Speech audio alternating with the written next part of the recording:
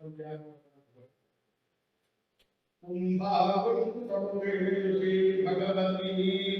किं भारती वादते किं वा साधनतं भृतं भृतबहुः ज्ञानं सौन्दर्ये परम् इत्युल्लिख्य सविस्मयं कृतधियः ध्यायन्ति यं भारती तीर्थस्यास्य जगद्गुरो कुशलता श्रीपादुकामे पारदुष्कालं हरे श्री भारती तीर्थगुरुं भद्रौघदायकं विद्याविनय संपन्नं नितरागं विवेकिनं वन्दे वेदान्त तत्त्वज्ञं विधुशेखर भारती ब्रह्मश्री मल्लार रामकृष्ण महात्मी సేవలు వారి కుమారులు పౌరాణిక సార్వభౌములు మల్లారి చంద్రశేఖర శాస్త్రి గారికి వారి వంశం వారి అందరికీ నమస్కరించుకుంటూ సభా సదస్సు ఆశీర్వదైనటువంటి పండితులందరికీ పౌరాణికులందరికీ కూడా నమస్కారం చేసుకుంటూ ఈరోజు నాకు ఇచ్చినటువంటి విషయాల గురించి నాకు తెలిసినంత వరకు యథాశక్తి యథాశక్తి ప్రకటన చేస్తాను. నాకు ఇచ్చినటువంటి అంశం అక్రూర గమనం అథవా ఆగమనం కూడా చెప్పుకోవచ్చు. ఎందుకంటే అక్రూరుడు మహాభాగవతముడు మధుర నుంచి బయలుదేరి నందం రజములకు వెళ్ళాడు. ఆ శ్రీకృష్ణ పరమాత్మని కంసుకి ఉద్ధరించడానికి మన ఆహ్వానం చేశాడు. గమనాగమనంలో రెండు కూడా ఇక్కడ ఉన్నాయి. అవి జీవుడి యొక్క లక్షణం గమనాగమనం అనేటువంటి. కాబట్టి గమనం చెప్పుకున్న ఆగమనం చెప్పుకున్నా కూడా ఈ గమనాగమనంలో రెండు కూడా ఆ భగవంతుని యొక్క ఉపాసనలో భాగములే. మల్లానామసరి గుణాం నరవరః ప్రీణాం స్వరూపమూర్తిమాన్ గోపానాం స్వజనః సతాం క్షితిభుజాం శాస్త్రా స్వపితృః శిశుః మృత్యుః భోజనతే విరాట్ అద్భుతాం తత్వం పరం యోగినాం వృష్ణీనాం పరదేవతే కుంభికః రంగం గతస్తాద్రుజః. రంగనాథుడు దుష్ట శిక్షణ శిష్ట రక్షణ కోసం ఆ యొక్క ధనుర్యాగ రంగం మిగిలింది ఆయన ప్రవేశిస్తూ ఉన్నాడు. అబ్బాయిస్తూ ఉన్నట్ట. అందువల్ల అటువంటి రంగనాథుడైనటువంటి శ్రీకృష్ణ పరమాత్మ మనందరినీ కూడా రక్షించుగాక, కాపాడుగాక, ఉద్ధరించుగాక. కంసుడు రాక్షసుడే రాక్షసాంశ కలిగినటువంటి వారు. అందువల్ల ఆయన అంతేకాకుండా ఆయనకి చెల్లెల్ని అపవాదిని పంపిస్తూ ఉన్నప్పుడు అశరీరవాణి చెప్పింది, చెల్లెలి గ్రంథంలో అష్టమ గర్భం జన్మతో పుట్టిన సంతానం నిన్ను సంహరించేవాడు. ఆ తర్వాత మరొక సందర్భంలో 4 మహర్షులు వచ్చి నీవేమో రాక్షసుడుగా, వీళ్ళందరూ కూడా బంధువులు ఎవరైతే ఉంటారో వాళ్ళందరూ దేవకాంక్షలు అని ఆయనకి ఉపదేశం చేస్తాడు. దాంతో ఆయనకి బాగా కోపము కసి భగవంతుడి మీద, శ్రీ మహావిష్ణువు మీద, శ్రీకృష్ణుడి మీద ఆయనలో రాక్షసత్వం బాగా ఉద్బుద్ధం అవుతుంది. అందువల్ల వీళ్ళందరినీ కూడా పరమద్వేషులుగా భావిస్తూ ఉన్నాడు. సరే, ఆ కృష్ణుని సంహరిద్దాం అనుకున్నాడు, కానీ ఆయన వల్ల కాలేదు. భగవంతుడిని శరణాగతి వెళ్ళాలి, భగవంతుడు అనుగ్రహాన్ని పొందాలి. అయితే ఈయన కూడా అనుగ్రహాన్ని పొందాలంటే దైవ భక్తి ద్వారా, దేశభక్తి ద్వారా ఈయన పూర్వీకులు కొంతమంది ఉన్నారంటే ఈయన లాంటి వాడి పూర్వీకులు కాకపోయినా విచారులందరూ కూడా విచారులందరూ కూడా మరి వాళ్ళు ఏ మార్గంలో అయితే వెళ్ళారో ఈయన కూడా అదే మార్గంలో వెళ్తున్నాడు అన్నమాట. అందువల్ల కృష్ణుడిని ఏ విధంగా అయినా సరే పుట్టనాది శిఖరాసుర ప్రభాసుర ఎంతమంది రాక్షసులను పంపించినా సంహరించలేకపోయినాడు. ఇంకా చిత్రదేవుడి ప్రయోజనంగా బలరామకృష్ణులను సంహరించాలి, మరి ఆయన్ని మీద తన కసిని తీర్చుకోవాలి అనేటువంటి సంకల్పంతో ధనుర్యాగము అనేటువంటి ఒకటి ఏర్పాటు చేసి దాన్ని పిలిపించి తద్వారా అక్కడ వరయాత్రడం అనేటువంటి వెలుగు ద్వారా సంహరించడం. అలాగే కాకపోతే కనుక మల్లయుద్ధంలో చంద్రుడు ముక్తులు అనేటువంటి మల్లయోధులు వాళ్ళ ద్వారా సంహరింపజేద్దాం అనేటువంటి ఉద్దేశంతో ఆయన్ని కృష్ణ బలరాములని ఆ ధనుర్యాగములు తీసుకుని రావాల్సిందిగా తన తరఫున ఆహ్వానించవలసిందిగా ఈయన పంపిస్తారు. ఉద్ధవుడిని అక్రూరుని అక్కడ నందపరచడానికి పంపిస్తాడు అంటారు. ఈ అక్రూరుడు కూడా చక్కగా పరమాత్మ యొక్క దర్శనం అవుతుంది అనేటువంటి ఉద్దేశంతో ఆయన కూడా నన్ను ఈయన చెప్పిన మాట ఎందుకంటే బంధువు ఆయన అజ్ఞానం పడిపోయినటువంటి వాడు కనుక అక్రూరుడు ఆయన వెళ్తుంటాడు. భోగో అక్కడ మొట్టమొదటి అక్రూరుని గురించి నాయన గొప్ప సహాయం చేయాలి, నాకు ఈ సహాయం అపేక్షిస్తున్నాను. ఎట్లాగైతే రావణాసురుడు మారీచుడి సహాయాన్ని అభ్యర్థించాడో సీతాభరణం కోసం, అప్పుడు మారీచు చెప్పాడు రామో విగ్రహవాన్ ధర్మాన్ సాధువు కర్గపరాక్రమ చెప్పిన దగ్గర ఈయన మాత్రం అలా ప్రత్యేకంగా చెప్పకపోయినప్పటికీ అన్యాపదేశంగా కూడా చెప్పాడు. అయినా అది మంచిది కాదు అని చెప్పాలి. కానీ ఎందుకంటే నా కొరకు వాళ్ళందరినీ కూడా బలరామకృష్ణుడిని ఇక్కడికి ఆహ్వానించు, నువ్వు నందవర్గానికి వెళ్ళి అక్రూరుని కోరుతాడు రాజాకి కాబట్టి ఆయన కూడా అంగీకరిస్తారు. అయితే ఒక మాట చెప్తారు, రాజు మనీషితం సద్ధియకు తమ స్వామధ్యమర్జనం సిద్ధ్యసిద్ధోత్తమో భూయాత్ దైవం విఫలభావం. అయినా ఆ భగవంతుడు ఇచ్చేటువంటి తత్వములను సమానంగా స్వీకరించాలి.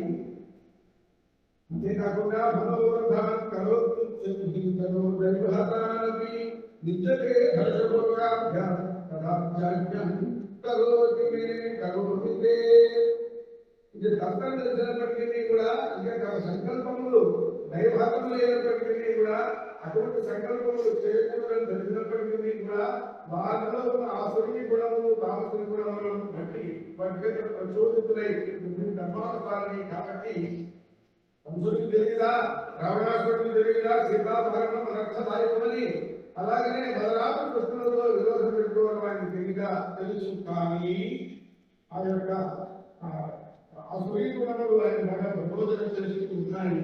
అంతేకాకుండా దీనిలో ఒక విధంగా భయభక్తి దేశభక్తి అని కూడా చెప్పుకోవచ్చు.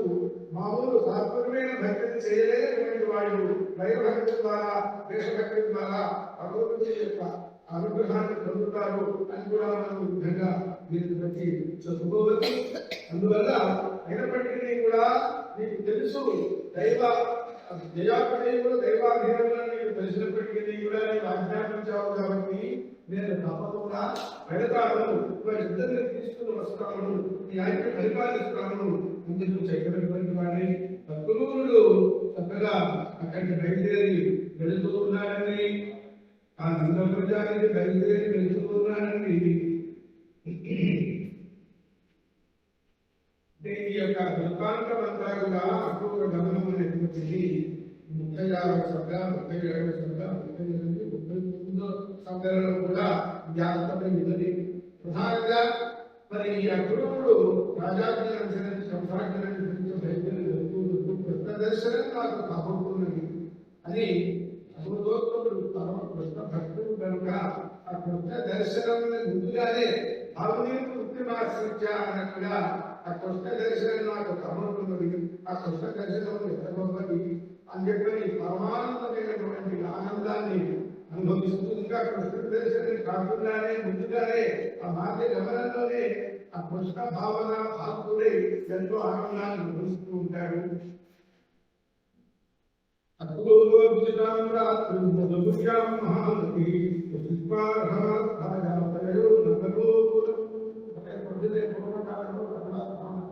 ముహూర్తంలో వెళ్ళి మరి వెళ్ళేవాడు తన మీద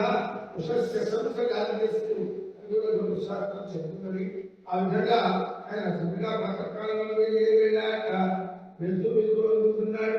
మయా ఆచరితం భద్రం కిందత్తం పరమం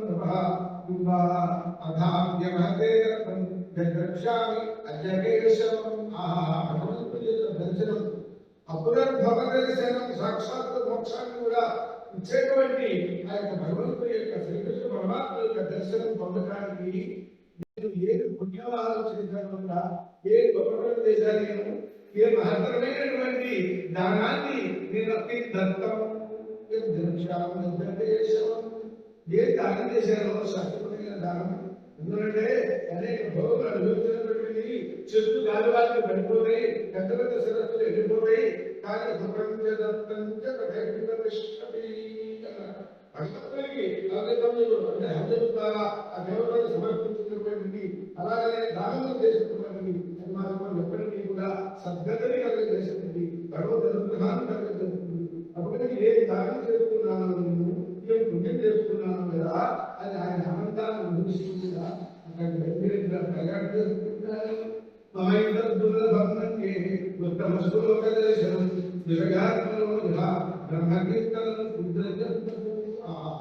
ఎంతో దుర్లభమైనటువంటి ఉత్తమ సులభమైనటువంటి ఆ పరమాత్మ యొక్క దర్శనము నాకు కాబోతున్నది. మైవం మమ అధమత్యాపి యాదేవ అద్భుతదర్శనం క్రియమాణః కారణజ్ఞా వర్తితో తరతి కష్టన. దుర్లభం ప్రకృతి దుర్లభం వ్యాజమైనటువంటి కృప కలుగలిగినటువంటి వాడు పరమాత్మ కనుక వరదలో అనేకమైనటువంటి వస్తువులు కొట్టుకుపోతూ ఉంటాయి. ఒకనొక వస్తువు దాని పుణ్య విశేష పేరు ఒడ్డుకు చేరుతుంది. అలాగూ నేను ఎన్నో పుణ్యం చేసుకుంటే తనకి కష్టన. ఆ విధంగా నేను పరమాత్ముడి అనుగ్రహాన్ని పొందబోతున్నాను. మమాద్య అమంగళం నష్టం నాకున్నటువంటి అశుభములన్నీ కూడా వెళ్ళిపోయే నశించిపోయాయా. పరమాత్మే భవ భవ అంటే జన్మ నా జన్మ ఇప్పుడు ధన్యులైంది, నేను ధరించాను సఫలమైంది. ఇది నమస్కే యోగుల చేత సదా ధ్యానం చేయబడేటువంటి ఆ భగవంతుని యొక్క చరణాల విందములను నేను నమస్కరించబోతున్నాను.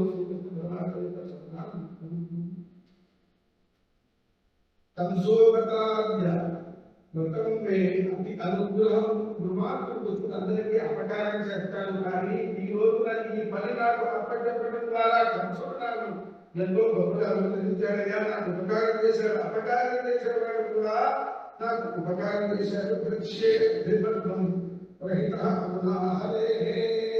ఈయన చేత హరివంతకు పంపబడేటువంటి నేను మరి ఆ భగవంతుని యొక్క అగ్నిపద్మములను పాదపద్మములను దర్శించబోతున్నాను.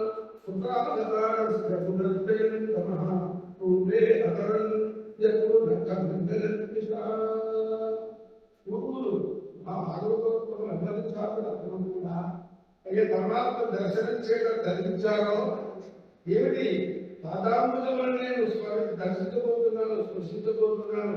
కానీ ఆ పాదంలో ఉండేటువంటి నఖములు గోడ యొక్క కాంతి గౌరవించి పెడితేనే ధరించుకోరాలే.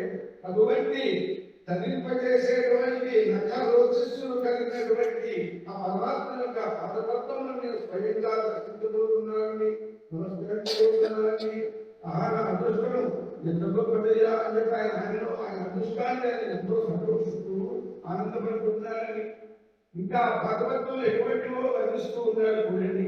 యదర్చితం బ్రహ్మభవాదుగై శ్రీయాదేవ్యాత్మై గోదారణాయ అంతరై జరద్వరే యద్భావికారం ఉత్తర్కుమారితం.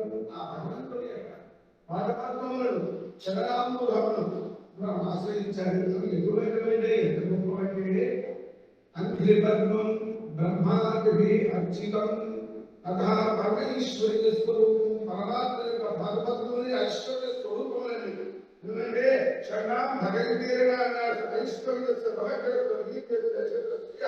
జ్ఞాన వైరాగ్యోష్టామి షణ్ణాం భగవద్గీత భగవాన్ భగవాన్ అవిచ్ఛిన్నమైనటువంటి అనుభవమైనటువంటి మరి అనంతమైనటువంటి ఈ భగవద్ గుణములు కలిగినటువంటి వాడు కనుక అందులోనూ అందుకనే పరమేశ్వర్య స్వరూపుడు పరమాత్మ కనుక బ్రహ్మాది దేవతలు సృష్టికర్తమైనటువంటి బ్రహ్మాది దేవతలు అందరూ కూడా ఆయన్ని ప్రార్థిస్తూ ఉంటారు. పరమాత్మ జగరాముడు రాములను నమస్కరిస్తూ ఉంటారు, వందనం చేస్తూ ఉంటారు. విశ్వాభూతాన్ని ఆయన యొక్క నాలుగవ భాగం, నాలుగవ వంతు ఆయన స్వరూపంలో నాలుగవ వంతే విశ్వమంతా కూడా. కాబట్టి ఎంత గొప్ప అంటే ఈ విశ్వమే మనకి అందరూ అనేక జలాశయులు, అనేకమైనటువంటి పాల్గొంతులు వీటితో అది ఆయన పరమాత్మ స్వరూపంలో నాలుగవ భాగమే విశ్వం విష్ణువు. తర్వాత సాక్షాత్తు లక్ష్మీదేవి ఆవిడ కూడా ఆయన భాగవతంలో ఆశ్రయించుకుంటుంది, ఎప్పుడు కూడా సమాహారం చేస్తూ ఉంటుంది కదా. అందువల్ల ఆ భాగవతంలో ఎంతో సౌభాగ్యంలో కలిగేది భాగ్యులు నిర్భాగ్యులు దుర్భాగ్యులు సర్వ సౌభాగ్యములను కలిగేసినటువంటిది భాగవతం. శ్రీగా చేరి అంతేగా సౌభాగ్యాన్ని చేయబడింది. అంతేకాదని మరి మనుషులందరూ కూడా సర్వసంగ పరిత్యాగులు, జీవన ముక్తులు, అపేక్ష లేనటువంటి వాళ్ళందరూ కూడా మునిగి ఆయన నమస్కారం చేస్తారు, ఎంతతో భక్తితో నమస్కారం చేస్తారట. అందువల్ల పరమ పురుషార్థం, పరమ పురుషార్థములు అంటే పరమ పురుషార్థం ఏమిటి అంటే మోక్షం. నాలుగు పురుషార్థములలో పరమ పురుషార్థం మోక్షం కనుక ఆ మోక్ష ప్రదాయకములు పరమాత్మ యొక్క చరణాల బృందములు. అందుకనే మహాత్ములు కూడా పరమాత్మ యొక్క మోక్షము పొందలేటువంటి వాడు కూడా అని కూడా చెప్పవచ్చు. ఎందుకంటే భాగవతంలో చెప్పాడు ఆత్మారామ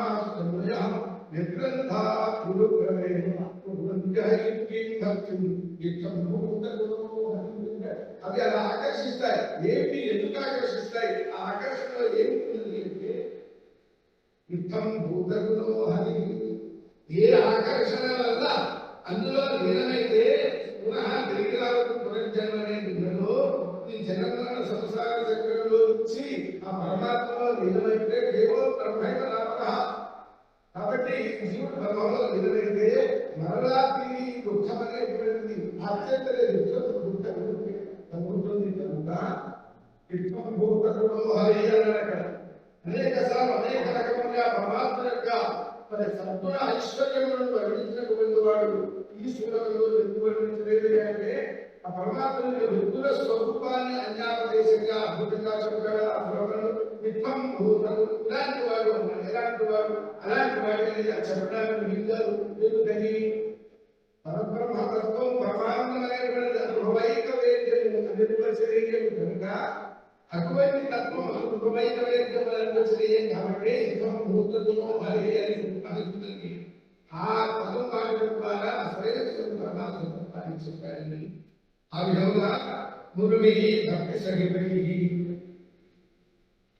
మరి బంధ్యతే అటువంటి చరణంతో దర్శింపబోతున్నాను. అది పరమ పురుషార్థ ప్రభావితంగా గోచరణాయ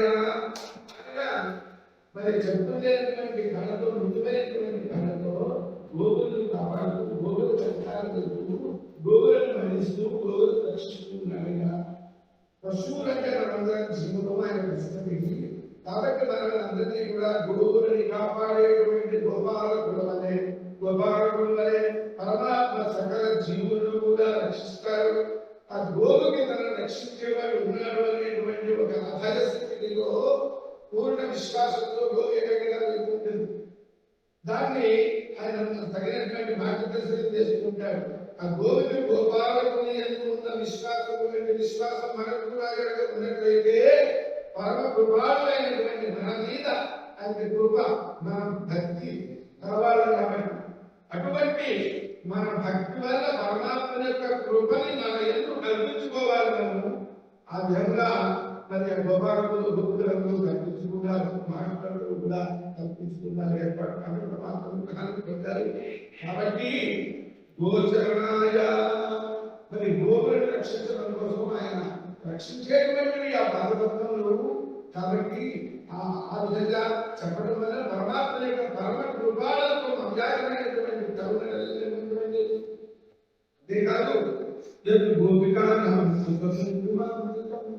ఆ గోపులకు కూడా పరమాత్మ చరణాల విందనములు గల హృదయ ఆకాశంలో హృదయ గుహలో హృదయంలో వారు ఎప్పుడూ తెలుసుకుంటారు. కాబట్టి కూడా మధుర భక్తితో కాబట్టి ప్రేమమాత్మ సుఖభత్వం ఆ అంకిత పంకజం యొక్క ఒక లక్షణం, మరొక లక్షణం మధురమైన లక్షణం ఏమిటంటే ప్రేమమాత్మ సుఖమని భగవంతుడి గోపికలనే మధుర భక్తిని కలిగినట్లయితే ఆ పరమాత్మ యొక్క అద్భుతం లేదని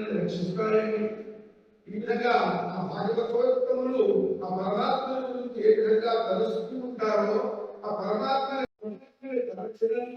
చేతనే ఆనంద స్వరూపుడు, ఆనందమయుడు. మనమందరం కూడా ఆయన యొక్క స్మరణ చేత అజ్ఞానమయులైనప్పటికీ కూడా పరమాత్మ స్మరణ చేత అజ్ఞానం తొలగిపోయి ఆనందమయులవుతాం.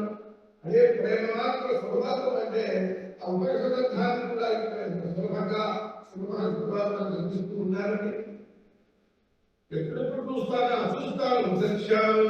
సుఖబోధనాశికం. ఆ పరమాత్మ యొక్క పాదాశిరపల్లిని కూడా ఈ యొక్క అకృతుడు తలుచున్నాడు. ఒక దర్శనం చేసుకుంటూ ఆరాధన చేస్తున్నాడు. మనస్సులోనే మార్చుకుంటాడు. ద్రక్ష్యామినూనం సుఖబోధనాశికం స్మితాలోచనం. ఆయన పర్వతంలో ఎట్లా ఉన్నాయా వికసించిన ఎర్ర తామరల వలె ఉన్నాయండి. ఎర్రని తామరల వంటి ప్రజలు స్మిత అవలోక అరుణ గంధలోచనం చిరునవ్వులో చూస్తున్నాడు. ఆ ఎర్రని అంటే ఎర్రజీరలు కలిగినటువంటి పెద్దదైనటువంటి కళ్ళు విశాలమైనటువంటి ఎందుకంటే ఆయన కృప కటాక్ష వీక్షణలు విశాలమైనటువంటివి. ప్రపంచం మొత్తాన్ని కూడా ఒక్క కృప కటాక్ష వీక్షణ ధరించగలిగేటువంటి ఉన్నతమైనటువంటివి మహత్వపూర్ణ. అటువంటి ఆ యొక్క పరమాత్మ యొక్క కరుణను నేను ఎప్పుడో కరుణని చూడబోతాను కదా. దృశ్యాన్ని సుఖబోధన సుఖం ఖగోళములు చెందుతూ ఆ చక్కని నాసిక ఇటువంటివన్నీ కూడా ఆయన యొక్క మందస్మితాన్ని స్థితభాషి పూర్వభాషి అలాగే శ్రీకృష్ణుడు కూడా ఎప్పుడు కూడా స్థితంతో ఉంటాడు. పరమాత్మ శాంతంగా ఉంటాడు. భోగాన్య శివాన్య పుష్పమే వాళ్ళకే అంటే వాళ్ళ పుస్తకమే భగవంతుని ఇంటే భయంకరమైన పుస్తకమే భయంకరంగా భక్తులు పరమభక్తులు ఏదైతే ఉన్నారో ఆయన యొక్క సౌమ్యంగా భక్తిగా విశ్వాసంతో శ్రద్ధతో పరమభక్తితో పరమాత్మను ఉపాసన చేస్తారు. అటువంటి దృష్టితో చూస్తారు కనుక యథా దృష్టికి తథా సృష్టికి కనుక యాదృష్టి భావన యొక్క సాదృశి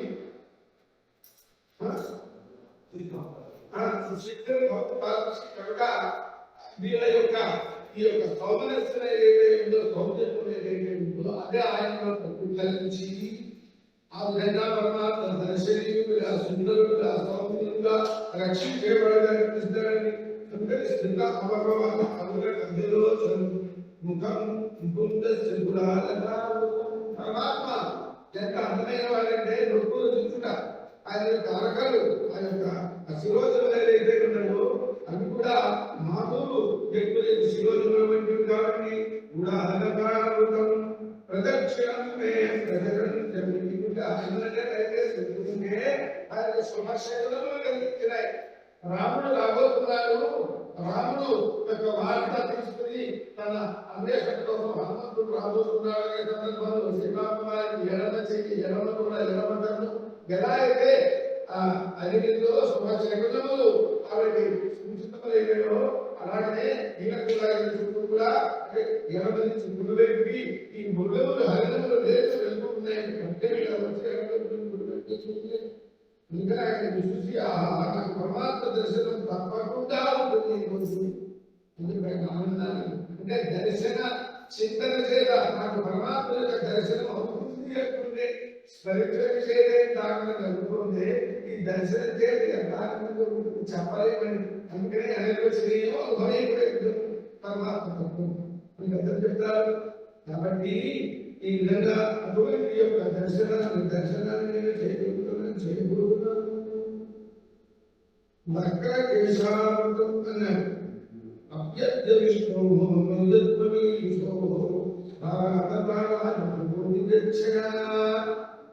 లావణ్యధామ్న భవిత ఉపలంభం మధ్యం అంటే ఉపలంభం భవిత లావణ్యధామ్న మహస పరమాత్మ ఉపలంభనం మధ్యమే భవిత. ఎంత సౌందర్య సుగుణాల రాశి సౌందర్య రాశి రామ విగ్రహ ధర్మ అని చెప్పారు. వేరే విషయాలు ధర్మ ప్రధానమైంది కానీ రామ సౌందర్య రాశి అని కూడా చెప్పబడుతుంది. పుంసాం బాలరూపాయ అని రాముడు వర్ణిస్తాం. అలాగే ఇక్కడ కృష్ణుడిని వర్ణించకపోయినటువంటి కూడా సహజమైనటువంటి అటువంటి అన్ని గుణములు కలవాడుగా ప్రత్యేకంగా వర్ణించాల్సిన అవసరం లేదు. కానీ ఈ చెప్తున్నారు కాబట్టి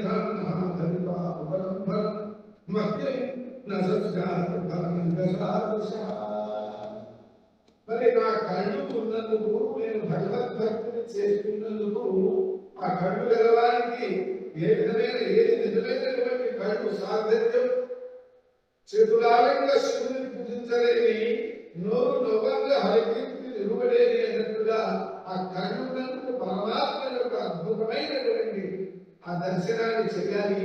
ఆ దర్శనం చేస్తేనే, పరమాత్మ దర్శనం చేస్తేనే పరమాత్మ యొక్క సగుణ స్వరూపాన్ని దర్శనం చేస్తే స్వరూపం దర్శనాదులకి అనేకమైనటువంటి దర్శనం చేయాలి. కళ్ళు సార్థకులు కావాలంటే పరమాత్మ యొక్క సగుణ సౌందర్యాన్ని మనం దర్శించాలి.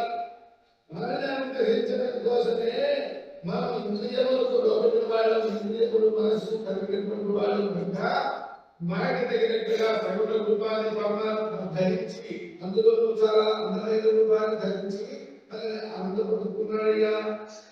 ఆయన మనల్ని ఆయన భక్తి అనేటువంటి సముద్రంలో ఉంచి మనల్ని తరింపజేస్తున్నాడని. కాబట్టి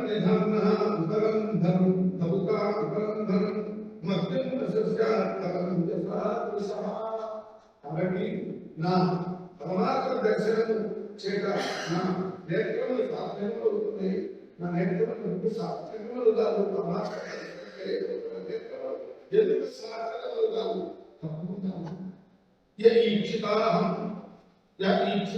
అహం రహితః అపి అసత్సతః స్వతేజస అపాస్తతమోభిద భ్రమః స్వమాయయా ఆత్మనిరతితైః తదీక్షయా ప్రాణాక్షరీభిః సదయేషు అభిధీయతే. ఎవడైతే పరమాత్మ అహంరహితుడై అహంభావ రహితుడై అహంకారం లేకుండా ఈ కార్యకారణ రూపాన్ని ప్రపంచం మొత్తాన్ని కూడా సాక్షిభూతంగా వీక్షిస్తూ ఉంటాడు. ఈ పరమాత్మ అయితే తన యొక్క అపారమైనటువంటి చిచ్చైనటువంటి శాస్త్ర కోటి సూర్య కాంతి సదృశం ఒకటంటే అధికమైనటువంటి తేజస్సు చేత భేద భ్రమ భవతి. కాబట్టి ద్వైతము, ఆ ద్వైతం వల్ల కలిగే భయప్రోధానము, దాని వల్ల కలిగే సంసారము, దాని వల్ల కలిగే నిరంతర దుఃఖము, దీని మొత్తానికి కారణమేంటి? మిథ్యా, మాయా, అజ్ఞానం, అహంకారం, అంధకారం, ఇవన్నీ కూడా తన తేజస్సు చేత పదాపంతులు చేస్తూ ఉంటాడో ఆ భేదము మాయ వెళ్ళిపోతే ఆ చైతన్యం ప్రకాశిస్తుంది కనుక మనలో ఉన్న చైతన్యం కూడా ప్రకాశిస్తుంది కనుక దానికి భగవంతుని యొక్క అనుగ్రహం కలగాలి కనుక ఆయన తన చైతన్య శక్తి చేత, అందుకనే స్థాపించుకు ఆనందం బ్రహ్మ అన్నారు. కాబట్టి మనలో ఉన్న అజ్ఞానమైనటువంటి భేద భ్రమైనటువంటి చీకటిని ఉంటాడు. స్వమాయ ఆత్మను లభికక్షయ. అంతేకాదు ప్రాణేంద్రియ అంటే ఆయనే స్థుతించాడు. తన సంకల్పం చేత ప్రాణములు, ఇంద్రియములు, శరీరము, స్థూల సూక్ష్మ అర్థాలు కాల శరీరం ఆయన స్థుతించాడు. సృజించి జీవులుగా మరి మనలోనే ఆయన అనే పరమాత్మ సృష్మాదేవాన ప్రాణసడు సత్యవతు భావంగా కూడా పరమాత్మ మనలో ఉన్నాడయ్యా. మనల్ని సృజించాడు, మనలో ప్రవేశించాడు. అంటే ఇంద్రియాది రూపంలో మనం సృజించాడు, శరీర రూపంలో, లోపల జీవ చైతన్య శక్తి రూపంలో మరి మనం వీటన్నిటినీ కూడా శక్తించి వీటన్నిటినీ పనిచేస్తూ చేయిస్తున్నవాడు ఆయనే. వీటన్నిటికీ సాక్షిభూతంగా ఉన్నవాడు ఆయనే.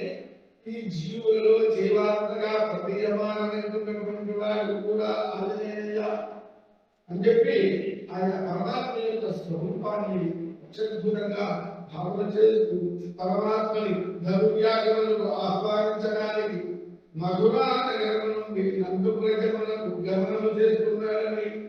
ఇదే అపూర్వ గమనం.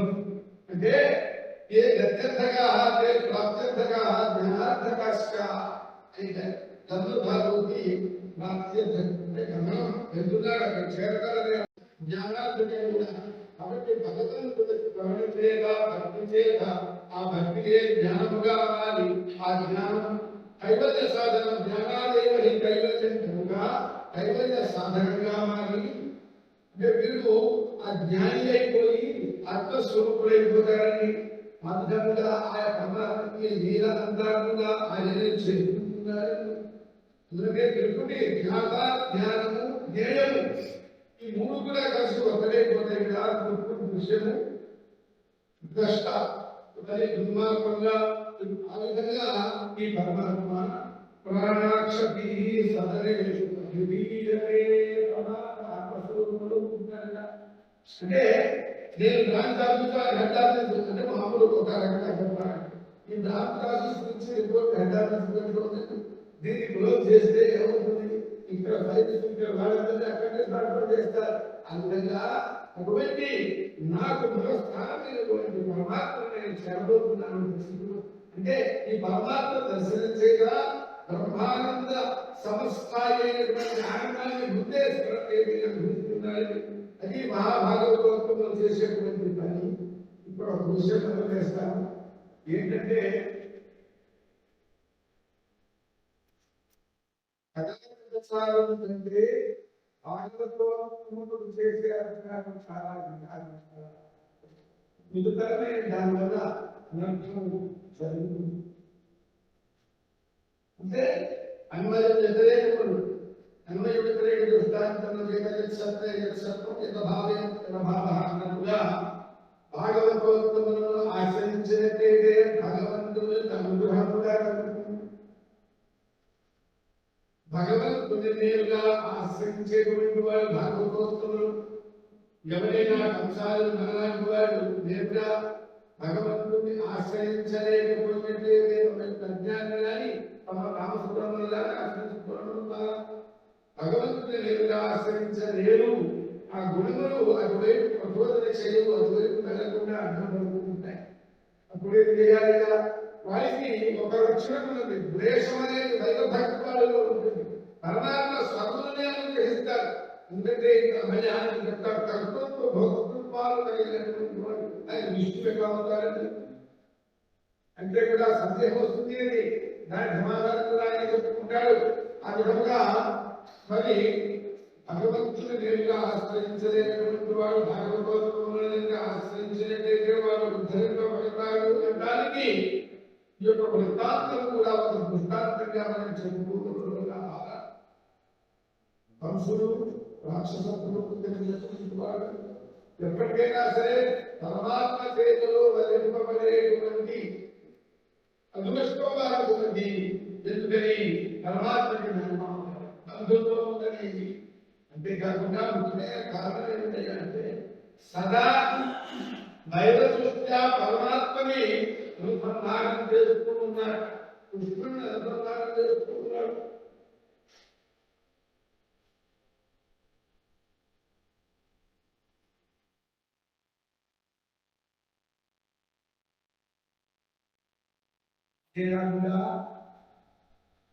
ఏ విధంగానైనా సరే ఏదైనా కృపాలైన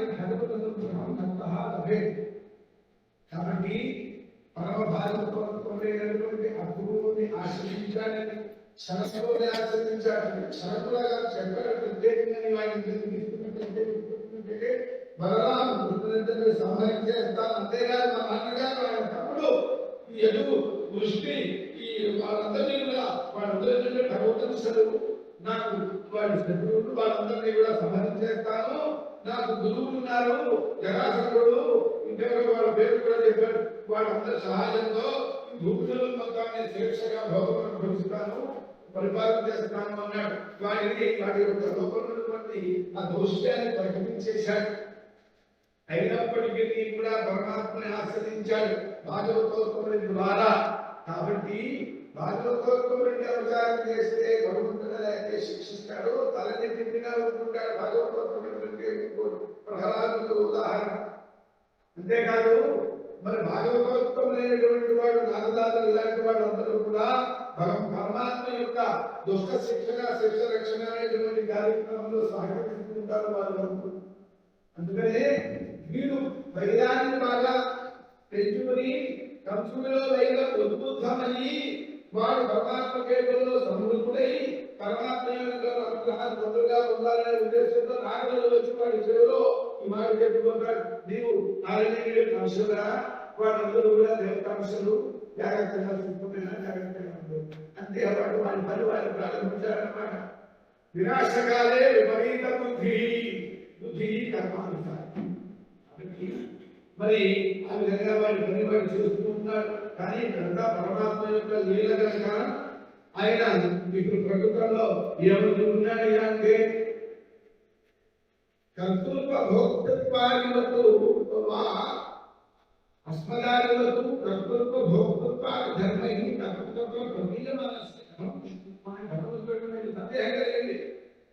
సందేహం కలిగి ఆయన అలాగే ఉన్నాడు కదా. కర్తృత్వమైన చూస్తుంది, భోక్తృత్వమైన చూస్తుంది, భయపడుతున్నాడు, సంతోషం చేస్తున్నాడు. మరి ఈ విధంగా ఉంటున్నాడు కదా. ఆయన సాక్షాత్తు విష్ణువు ఎలా అవుతాడయ్యా? లేదండి, ఆయన అహంకార రహితుడుగా యొక్క అంటే నాకు అహంకారం నేనే చేస్తున్నాను అనేటువంటి అహంకారం ఆయన అహంకారుడు సాక్షిమాత్రుడు కాబట్టి ఆయన పరమాత్మే స్వాధీనం మాయలు కూడా. అందువల్ల మనమేమో మాయ చేత అధీనమే, మాయకు అధీనమైనటువంటి వాడు, మాయాధీనులు, మాయా స్వాధీనము, ఆయన స్వాధీనమైనట్టుగా ఆయన తర్వాత ఎలా కనిపిస్తున్నాడు. కర్తృత్వ భోక్తృత్వములు కలవాడిగా కనిపిస్తున్నాడు, నటిస్తున్నాడు. కానీ ఈ లక్షణంలో ఆయనలో ఏమీ లేవండి. తన శిక్షకుడే భేద భ్రమను కూడా పుట్టుకున్నటువంటి వాడు. గోపీ లీలజా కర్మాణి కుర్వంతు సకలత్ అభిధీయతే అభిముఖ్యేన అని ఆయన సమాధానం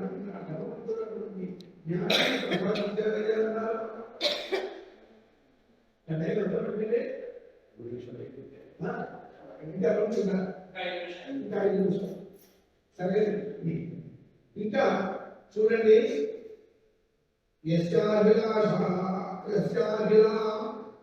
అఖిల అమీమహ అమీమహ అమీమహ అంటే పాపములను పోగొట్టేటువంటిది. అమీమ అంటే పాపము, అమీవా గ్రంథి, అమీవా అమీమహ అమీమహ వాస్తోష్పే విశ్వరూపాణ్యాసన్ అని వేదిక సకాసు దేవయేధిన. కాబట్టి ఆయన యొక్క పాపములను పోగొట్టేటువంటి పరమ మంగళకరమైనటువంటి వాక్కులు విమిశ్రా గుణకర్మ జన్మభి. ఆయన వాక్కులు పరమాత్మ ప్రసాదించేటువంటి వాక్కులు, ఆ పరమాత్మ యొక్క ఉపదేశాలు. చూడండి, భగవద్గీతలో జ్ఞానాన్ని కర్మని అనే ఉపదేశం చేసి అర్జునుడు తన స్వధర్మాన్ని ఆచరించేటువంటి ఉద్దేశం అర్జునుడు చేశాడు కదా.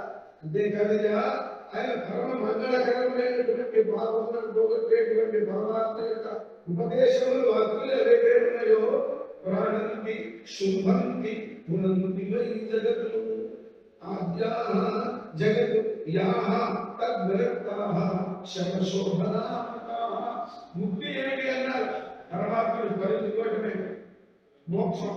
మరి ముఖ్యమైన విధానాలు పరమాత్మను దూరంగా ఉంటుంది.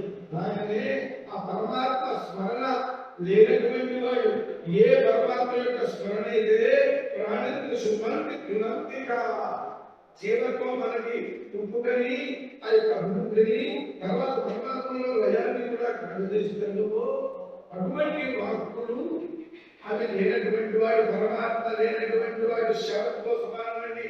వాడు వేసుకున్నటువంటి అలంకారములు వస్త్రభూషణాదులన్నీ శవానికి చేసినటువంటి వస్త్రభూషణాదులే. కాబట్టి సర్వదా సర్వథా సదా సర్వత్రా పరమాత్మ స్మరణే చేయాలి అని ఆయన ద్వారా ఒక మహర్షి మనందరికీ కూడా ఉపదేశం చేస్తున్నాడు. సరే, మొదటి గంట పోయింది. స్వతేజుమాల అమర భర్య శర్మ కృతు యశః అవతన్ యశో విదన్నన్ వ్రజ ఆస్తే ఈశ్వరః గాయన్తి దేవః యదశేషం. ఈ విధంగా దేవతలు సర్వుల చేత సకల జీవుల చేత కూడా ఉపాసన చేయబడినటువంటి ఆయన యొక్క స్వరూపాన్ని తెలుసుకోబోతున్నాను. లోకము మొత్తానికి గురువయ్యాయన మరి కళ్ళు వదలకు సాధనం దృశ్యమన్ మహోత్సవం దక్షే మమ ఆసన్ ఉషతః సుదర్శన. నా ఈరోజు గుడ్ మార్నింగ్ అంటాం, హ్యావ్ ఎ నైస్ డే అంటాం. ఎప్పుడు పరమాత్మ స్మరణ చేయలేదు గుడ్ మార్నింగ్ ఉంటుంది. కాబట్టి ఈ రోజు నా రోజు శుభప్రదమైనది, మంగళకరమైనది. ఉషతః మమ సుదర్శనాః ఆసన్. నా రోజు నా యొక్క సమయం సఫలమైంది. పరమాత్మ దర్శనం చేయడానికి చెప్పాడు. చెప్పి ఆ విధంగా పరమాత్మను దర్శించాడు. దర్శించడం చేత ఆయన యొక్క పాదపద్మములను నమస్కారం చేశారు. నమస్కారం చేసిన తర్వాత వాళ్ళు చక్కగా ఆతిథ్యం ఇచ్చారు, కుశల ప్రశ్నలు వేశారు. అవన్నీ చేసిన తర్వాత విశ్రాంతి తీసుకున్న తర్వాత మరలా పరమాత్మ శ్రీకృష్ణ పరమాత్మ సాయంత్రం 32వ అధ్యాయంలో నందులు పలకరిస్తాడు. అంతా బాగున్నారా, కందులు కులాసాగా ఉన్నారా? అటువంటి అంటే కసాయి పాలనలో గొర్రెలు ఎంత క్షేమంగా ఉంటారో తెలుసురా. అటువంటి కంసుడి పాలనలో మీరందరూ కూడా ఎలా ఉన్నారు ఆయన అని ప్రశ్న వేశాడు. ఆ తర్వాత కృష్ణుడు రాత్రి భోజనం ఎందుకంటే సాయంకాల భోజనం అన్నాడు. అంటే మనం తండ్రి భోజనం చేయాలి, అర్ధరాత్రి లాక్ష్మలాగా తినకూడదు అని కూడా భాగవతంలో అనుకోకుండా మన యొక్క భౌతిక జీవనానికి ఆధ్యాత్మిక జీవనానికి కూడా సందేశాలు ప్రతి మాటలో కనిపిస్తాయి. సాయంకాల భోజనమైన తర్వాత పరమాత్మ ఆయన కూర్చోబెట్టి ప్రత్యేకంగా మాట్లాడారని. ఈ విధంగా అక్రూరుడు మరి ఆ యొక్క మధుర నుండి నందోపజములకు పెట్టి వాళ్ళిద్దరిని తీసుకుని వచ్చిన తర్వాత ఆ కంసుని కూడా గ్రహిస్తాడు పరమాత్మ. మనకి కంసుడిలాగా కాకుండా గురుడిలాగా ప్రహ్లాదుడిలాగా ఉంటుంది. ప్రహ్లాదుడు కష్టాలు గురుడిలాగానో లేకపోతే ఇంకా గురుడిలాగానో అలా కాదండి. రుక్మిణి సత్యభావంలాగానో కాదు, పరమ భాగవతోత్తములాగా ఆ పరమాత్మ మనల్ని కూడా అనుగ్రహించుకోవాలని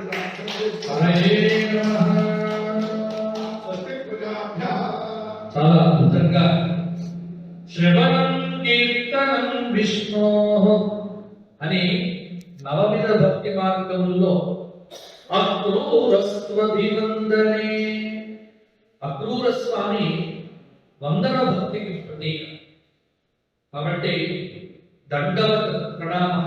దండములాగా ఆ యమునా నదీ తీరంలో శ్రీకృష్ణ భగవానుడి యొక్క పాద అరవిందముల చేత ఆ తడపబడినటువంటి అసిద్ధపడినటువంటి ఆ రేణువులన్నింటినీ కూడా తన శరీరం మీద పోసుకొని పులకాంగిక దేవుడితో శ్రీకృష్ణ భగవానుడి యొక్క రమణీక కోమల శ్యామల మధుర మంజుల సుందర వదనాల మీద సౌందర్య శరీర భావాన్ని దర్శించి అహరహము పునీతుడైపోయినటువంటి అద్భుతమైనటువంటి భాగవతోత్తముడు యొక్క కథ ఉప శ్రీనివాసదాసుని గారు ఎంతో మధురముగా శాస్త్ర ప్రమేయ బుద్ధితో చక్కగా భాగవతంలో మనం వివరించినందుకు వారికి ధన్యవాద పురస్సరంగా కరతాల చెప్తూ ఈనాటి పౌరాణిక విద్వత్ సమ్మేళనంలో